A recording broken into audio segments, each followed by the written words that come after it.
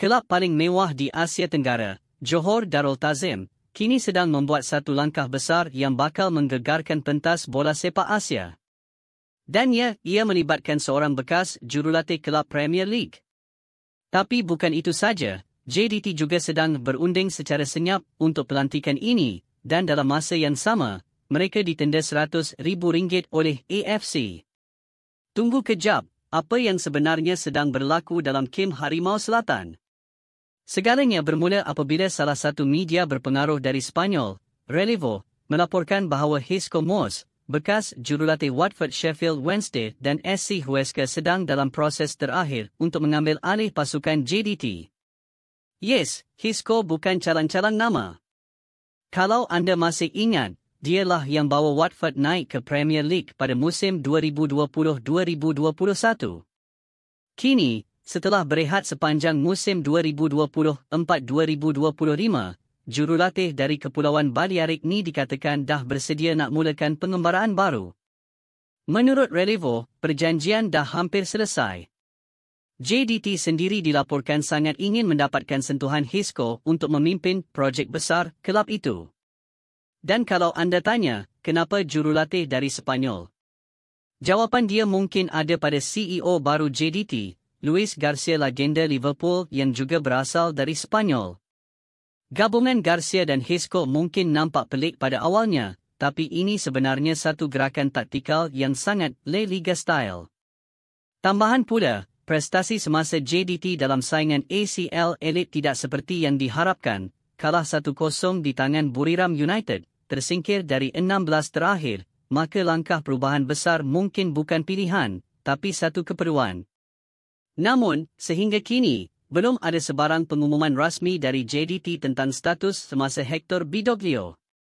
Adakah beliau akan digantikan terus? Atau ditukar ke posisi lain dalam kelab? Kita belum tahu, tapi bila media Sepanyol dah mula berikan info ini, maknanya sesuatu memang sedang masak di dapur JDT. Tapi, bukan itu saja isu panas minggu ni. JDT juga dikenakan denda hampir RM103,000 oleh AFC. Puncanya, tingkah laku penyokong ketika aksi menentang Buriram di SSI. Kalau anda tengok balik, memang game tu penuh emosi, gol Obregon dibatalkan lewat permainan, crowd naik angin dan botol-botol pun mula terbang ke tengah padang. Insiden itu kini dah dibayar harga oleh JDT.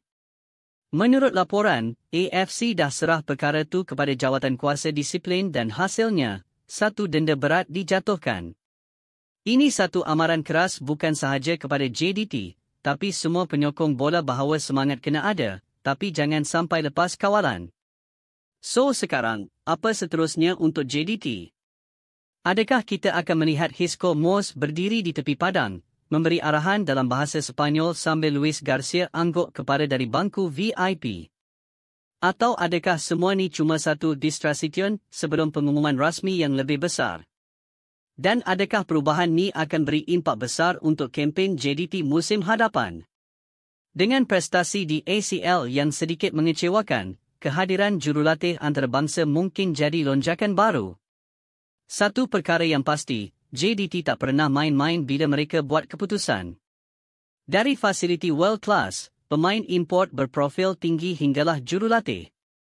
Jadi kalau benar Xisco Moss bakal mengemudi Harimau Selatan, satu perkara yang kita semua kena sedia, JDT nak bangkit lebih kuat dari sebelumnya.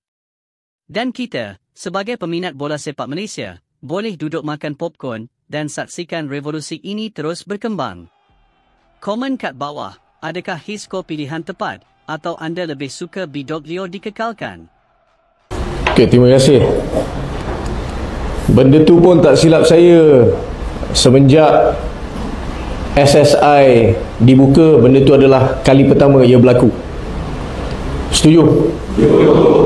Jadi janganlah buat begitu, kerana itu amat memalukan. Itu bukan cara kita orang Johor.